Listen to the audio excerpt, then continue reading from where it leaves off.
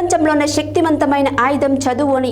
మన నిగ్రహాన్ని ఆత్మవిశ్వాసాన్ని కోల్పోకుండా ఏదైనా వినగలిగి నిలబడగలిగి గెలవగలమనే సామర్థ్యం విద్య ద్వారానే సాధ్యమవుతుందని జర్నలిజంలో డాక్టరేట్ పొందడమే కాకుండా బంటు కృష్ణ గోల్డ్ మెడల్ సాధించడం అభినందనీయమని సూర్యాపేట జిల్లా police superintendent B K Rahul Hegde ప్రశంసించారు. ప్రపంచంలోనే శక్తివంతమైన ఆయుధం చదువు అని మన నిగ్రహాన్ని ఆత్మవిశ్వాసాన్ని కోల్పోకుండా ఏదైనా వినగలిగి నిలబడగలిగి గెలవగలమనే సామర్థ్యం విద్య ద్వారానే సాధ్యమవుతుందని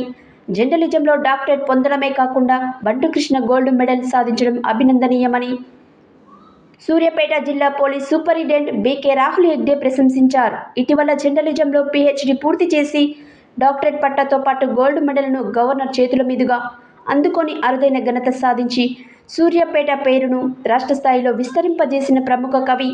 రచయిత, సీనియర్ జర్నలిస్టు డాక్టర్ బంటు కృష్ణను అదనపు SP మేకా నాగేశ్వరరావుతో కలిసి శాల్వా కప్పి సన్మానించిన సందర్భంగా ఆయన మాట్లాడుతూ,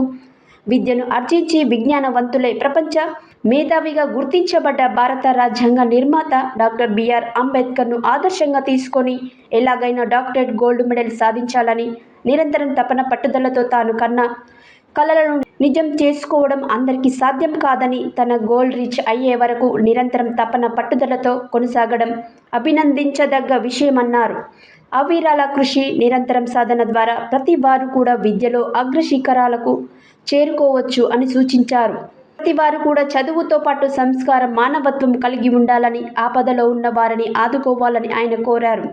సంపద కంటే చదువు ముఖ్యమైందని, సంపదను నిరంతరం మనం కాపాడుకోవాల్సి వస్తుందని, చదువు మాత్రం మనల్ని కాపాడుతుందని, చదువు ద్వారా సంపాదనే కాకుండా కీర్తి ప్రతిష్టలు కూడా వస్తాయని వివరించారు.